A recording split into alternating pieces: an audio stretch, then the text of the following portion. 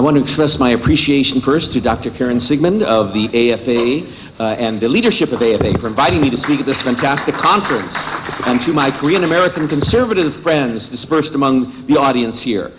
I'd first like to speak to you for a few moments. I'm going to speak very quickly, as quick as Ben Shapiro, because I have a lot of information to cover. I'd like to speak to you for a few moments about the threat posed to free people and free institutions by the Democratic Party, and especially its current top leaders. This is a party, the Democratic Party, whose leaders condemn, persecute, prosecute, harass, and even jail the innocent while defending and even appointing to high positions some of those radical elements in society. It is a party whose leaders sometimes make a show of supporting the nation and its military, but who are actually anti-American to their very cores. It is a party whose leaders have proposed and implemented anti-free market policies destructive of prosperity, such as increasing burdensome regulations, attacking successful businesses, increasing the minimum wage, and espousing the hateful Marxist rhetoric of class warfare. It is a party whose leaders have turned a blind eye to illegal immigration, and which has seriously weakened the nation's defense preparations and security. It is a party whose leaders, who in some cases have been deeply corrupt, but who nevertheless accuse others of corruption. It is a party whose leaders enjoy the sympathy of the entertainment world, a largely compliant mainstream news media and academia, which are powerful forces influencing society through their left-wing biases. It is a party wherein Marxists and other radical extremists can and do reach the highest levels of government leadership. It is a party whose leaders loudly boast of their commitment to the have-nots, but who are themselves rigid elitist ideologues who mouth leftist shibboleths while actually practicing the worst form of crony capitalism. It is a party which has been adept at intimidating and silencing its critics and seeks to purge its opponents from public and private institutions. It is a party whose leaders seek to limit liberties by modifying the very words of the Constitution. It is a party whose leaders are closely tied to leftist labor union bosses and derive much power from the political activism and votes of deeply radical unions, especially the far-left teachers' union. It is a party whose leaders impose senseless environmental rules which retard economic development, restrict freedom, and are actually counterproductive in terms of the environment. It is a party whose leaders refuse to condemn violent street thugs. It is a party whose rank-and-file activists are increasingly unfriendly to our great friend and ally of Israel. It is a party whose leaders, while loudly accusing conservatives of being reactionaries, have themselves promoted hate campaigns. It is a party whose leaders have contempt for people like you and I. Of course, not all members of the Democratic Party behave in such a manner or hold such views, but many of the party's leading officials and thinkers and legislators and activists do, as well as many of its brainwashed rank-and-file supporters. Now, at this point, I have a major clarification to make. In all of the foregoing statements I have made, in all I've just described, I refer to the Democratic Party of South Korea. The Democratic Party of South Korea, known in Korean as the Minju Party, which is currently the majority ruling party in South Korea under the leadership and ideological sway of the dangerous leftist President Moon Jae-in and his various extremist allies within his increasingly authoritarian administration and among powerful leftist civic groups. Moon and his party, in spite of misleading first appearances and carefully crafted self-portrayals to the contrary, are leftist to the core, sympathetic to China and North Korea, have strong anti-American tendencies in their very DNA. In South Korea, as in most countries of the world, leftists tend to be anti-American and incidentally anti-Israel, whereas conservatives tend to be very pro-American and incidentally very pro-Israel. Having just returned 2 days ago from the first ever CPAC, Conservative Political Action Conference held in Korea, where I spoke, this is a most opportune moment for me and the others here on the panel to speak to you about the very serious situation in South Korea. As we all have been viewing the scenes and reading reports about the struggles of people of Hong Kong and Venezuela and Iran against leftist or jihadist tyranny, you may not have noticed, unless you're among the few lucky enough to receive my regular email blast, that in recent years, and most particularly since the coming to power in mid-2017 of the dangerous, disastrous leftist regime of Moon Jae-in, that there has been in South Korea what our friend Dennis Prager often refers to in the US context as a peaceful civil war of great and growing intensity unfolding in our long-term ally and free world outpost of South Korea. Before sharing further details with you about this struggle, it's important first to explain to you and emphasize just why this is important to us here and how much it's very relevant to us as Americans, as conservatives, as decent people, who I'm sure, knowing this AFA crowd, are certainly not isolationists. South Korea is currently a cockpit, not only of internal struggle between conservatives and leftists, but even more importantly, from a world perspective, the center of a struggle for East Asia, between, on the one hand, the forces of liberty represented by the US, by Korean conservatives, and by Japan, and on the other hand, by the forces of tyranny represented by Communist China, by Korean leftists, and of course by North Korea.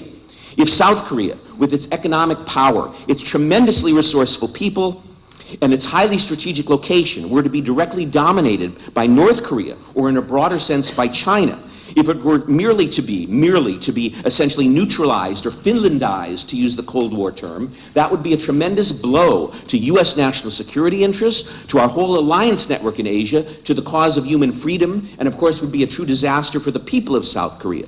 Can anyone seriously argue that a South Korea moving away from the West, away from a free democratic order, and into the wretched orbit of China and North Korea would be anything less than a calamity? With all due respect to the inhabitants of the Grand Duchy, we're not talking about Luxembourg here, after all. We're talking about a nation, South Korea, of over 50 million people with a world-class economy and technology sector, the second largest percentage of Christians in East Asia, only after the Philippines.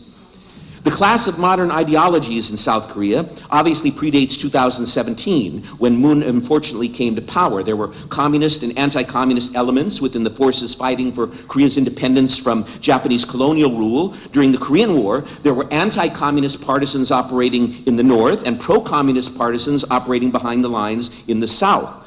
During the period of authoritarian rule and rapid economic development, before South Korea became a fully democratic state in the late 1980s, Marxist-Leninists and pro-North Korean activists of various factions infiltrated the movement for democracy, and under the fraudulent guise of struggling for civil liberties, were actually boring from within, to use the old communist term, and sought to build not democracy, but rather a socialist state aligned with the North. These assorted leftist, Marxist, and pro-North activists, some of whom initiated their activities, including advocacy of armed communist revolution and pledges of unity and loyalty to the North, after the advent of full democracy in the South, and began in earnest what we here in a prior successful AFA conference termed a classic Gramscian long march through the institutions, deeply infiltrating and in some cases essentially dominating certain political circles, unions, mainstream media, and academia, the so-called commanding heights of society. These activists, some garden variety leftists with anti-US views, and other hardcore communists and followers of the North Korean dictatorship, are known in Korea as the 386 generation, sometimes known as Jusapa forces, for their devotion to North Korea's official state ideology of Juche, otherwise known as Kim Il-sung-ism. Some of these forces played key roles in previous left-wing administration in South Korea, the regime of President Roh Moo-hyun, who did not hide his contempt for America, and who rode to electoral victory in 2002 under the guidance of his skillful leftist campaign manager and later advisor, Moon Jae-in.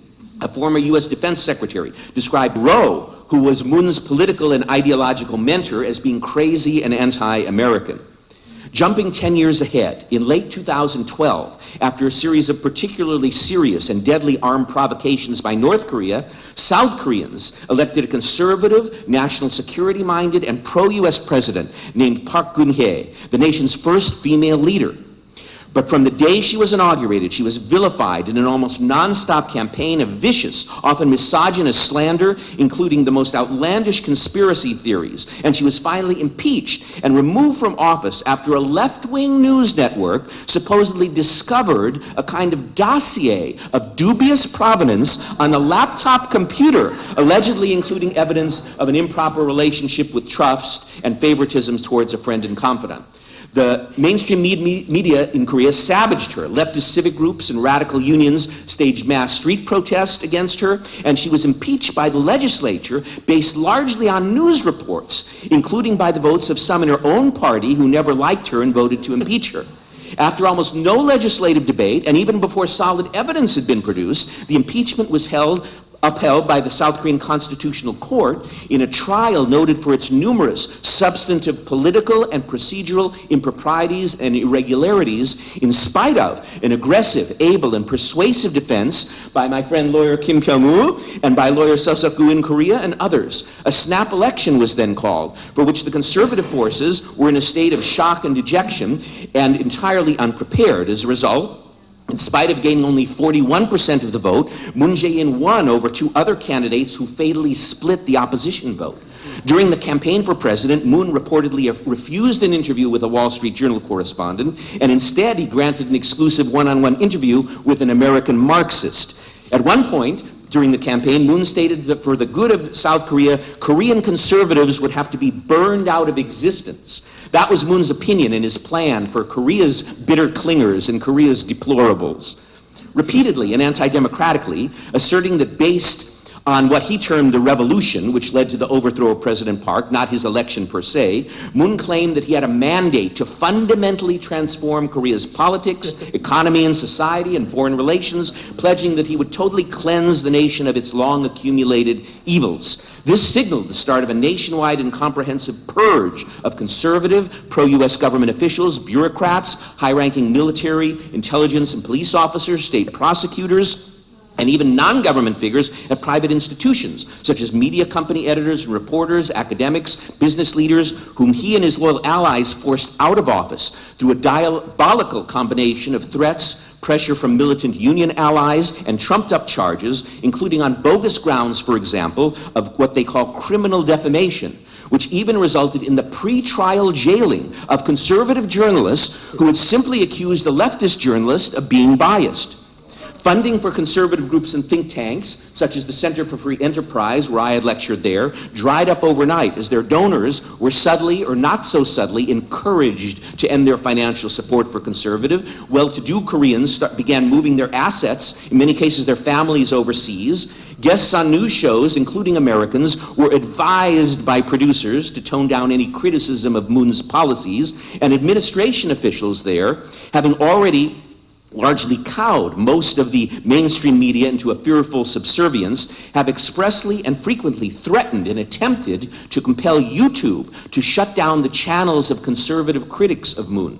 Funding for government-affiliated North Korean defectors and North Korean human rights groups has been slashed or eliminated entirely, and private North Korean human rights groups have been most specifically targeted for politically motivated investigations based on trumped-up charges, even subjected to police raids in order to pressure them to keep quiet and not complain too much about, for example, the execution of Christians in North Korea. Moon behaved obsequiously on visits to China and North Korea, and he and some of his officials have had friendly words for Mao, for Ho Chi Minh, and even a North Korean military officer who served in the Korean War invading the South. Moon had even written in one of his memoirs that he felt great joy upon reading of the communist conquest of South Vietnam and the failure of U.S. efforts to save that nation. He failed to attend a ceremony paying tribute to U.S. and other foreign troops killed defending South Korea during the Korean War due to rain. And he declared that anyone using the insult commie or pinko in his nation in reference to other Koreans was a traitor. In recent months, to shift attention away from his disastrous leftist economic policies, which have devastated the South Korean economy, Moon and his minions have decided to target Japan with a government-coordinated left nationalist hate campaign against all things Japanese. Moon used this opportunity to withdraw from a vitally important military sharing agreement with Japan to the delight of China and North Korea. This move caused deep anger in the Trump administration, and U.S. officials frankly stated that Moon's rash and dangerous decision would make it harder for the U.S. to defend South Korea and would actually put U.S. forces at greater risk. After such criticism of Moon by the U.S., he and his foreign ministry angrily summoned the U.S. ambassador to Seoul to relay the demand that the U.S. stop all public criticism of Moon's attempts to break up the trilateral Korea-Japan-U.S. alliance. A few days later, a new dispute erupted over the extent to which a U.S. general would be able to control South Korean forces on the peninsula in the event of an emergency. Moon's administration, at the very highest levels, is filled with supposedly former Marxist radicals, pro-North ideologue, even once violent anti-American activists. Until recently, for example, Moon's top advisor, his chief of staff, was an extreme left radical who led a pro-North group which had plotted the firebombing of U.S. diplomatic facilities in South Korea. The floor leader of Moon's Democratic Party was also a hardcore pro-North anti-radical or anti-U.S. radical leader, and his new Justice Minister, Cho Guk, whose appointment Moon rammed through in the face of massive public opposition and protest, was a member of a communist group, the Justice Minister, in the 1990s, who had sought to obtain weapons and explosives to stage an armed revolution in the South to eliminate the bourgeoisie. This Justice Minister, Cho Guk, also said it was disgusting that bookstores in the South were selling conservative, traitorous books, and he made comments which referenced the impaling of conservative traitors with bamboo spears as had been the practice of communist guerrillas in the South during the Korean War. The Moon administration, particularly at its highest levels, is like a rogues gallery of extreme leftists, some outright communists, and adherents of North Korean ideology. Moon's new ambassador to the US has been on record as stating that President Trump was treacherous. And one of Moon's important national security advisors is an odd fellow. He was at first pro-US when studying here. Then he became, and now is, rather anti-US. He's an odd character. First he was a Christian, then a convert to Islam, and now he's apparently an atheist who has publicly questioned the need for the alliance with the US and is known to be sympathetic to China. In South Korea, in the South Korea of Moon Jae-in, conservative politicians who burn North Korean flags are indicted for holding a rally without a permit. But those who burn US and even South Korean flags are not punished under relevant laws. Fanatical and violent pro-North Korean thugs can put up wanted posters in Seoul threatening the lives of North Korean defectors and conservative activists. Democratic Party staffers can use sledgehammers to try and break down the doors of offices occupied by conservatives, and the leftist mayor of Seoul can hire gangster-type thugs to brutally beat conservative activists who would set up tents in downtown Seoul, while the tents of leftist groups a few feet away were allowed to remain unmolested for years. Moon and his Democratic Party have attempted and are still seeking to remove the term freedom, from South Korea's constitution so that the nation would be described merely as a democracy and no longer as a free democracy. Here in the US, shockingly and completely without precedent, right here, visiting members of Moon's Democratic Party, top advisors to his regime, South Korean diplomats in the US, including the Consul General in LA, attend meetings of and warmly greet hardcore Korean American supporters of North Korea, America-hating fanatics, terrorist supporters, infamous racists, local Communist Party leaders, and overt vicious anti-Semites. It's scandalous that officials of Moon regime and members of his party and his diplomats in the US have been associating with these lowlifes here in the US, including here in LA.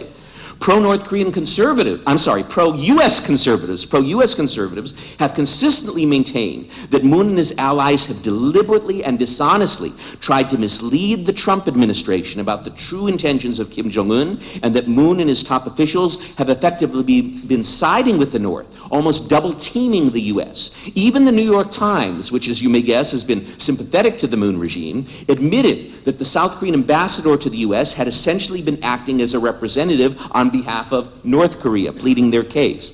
You may not have heard any of this information before. It may be new to you, since it's only been, for the most part, reported in the Korean language. And due to the fact that many Seoul-based foreign journalists are left-leaning fans of Moon and his policies, who have in some cases openly expressed their deep contempt for the pro-US conservative forces in the South.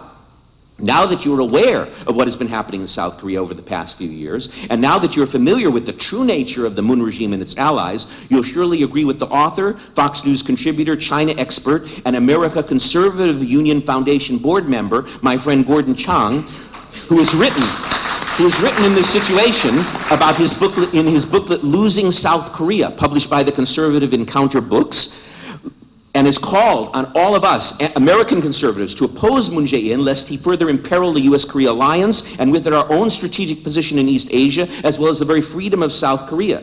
Incidentally, Gordon had wanted to be here today, but he's busy in China and Hong Kong and Asia, so he sends his regrets.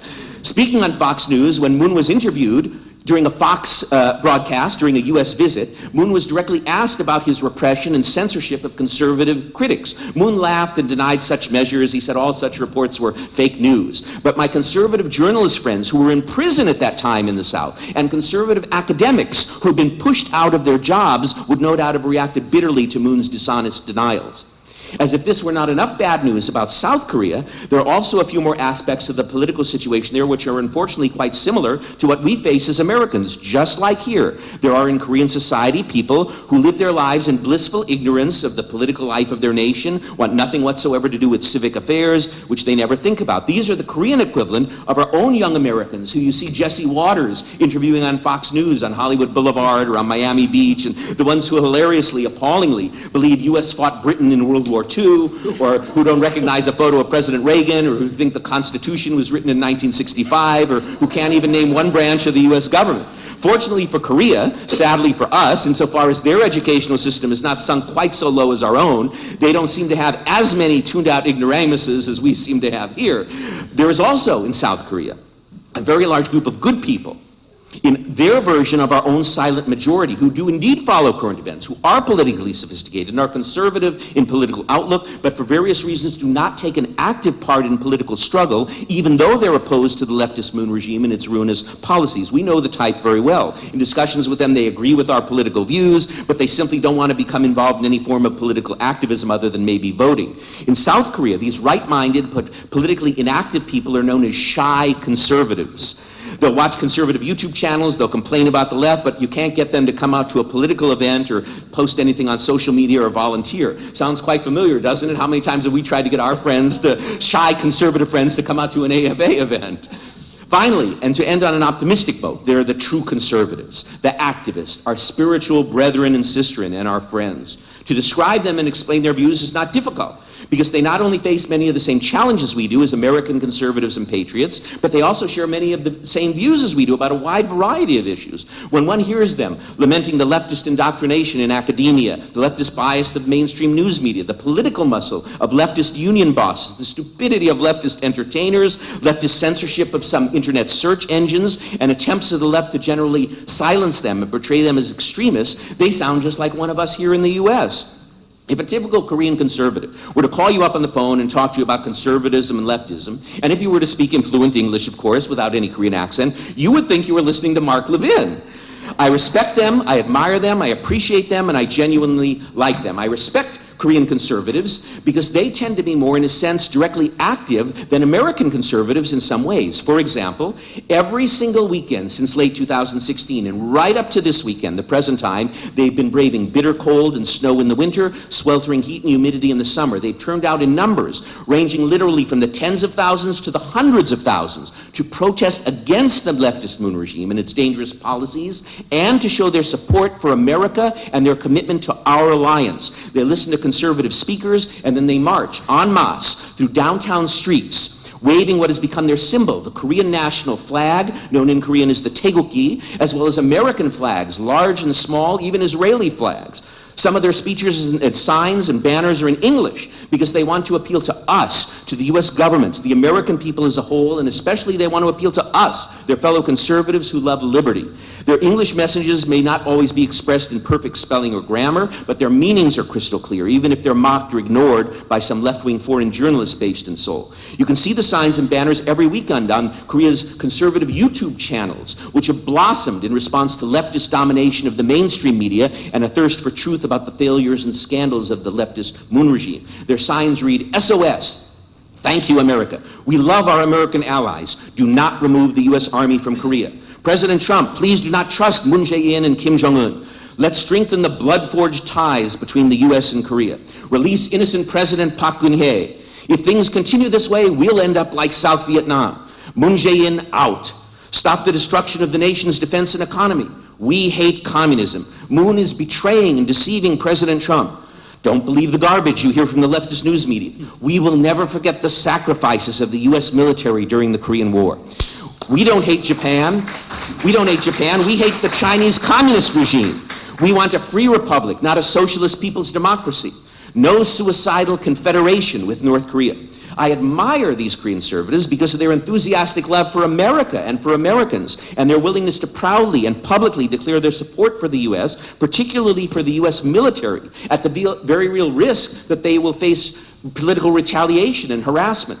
Some conservative professors have even lost their job for having spoken out or marched in these mass conservative rallies. Does it sound familiar to you, Karen?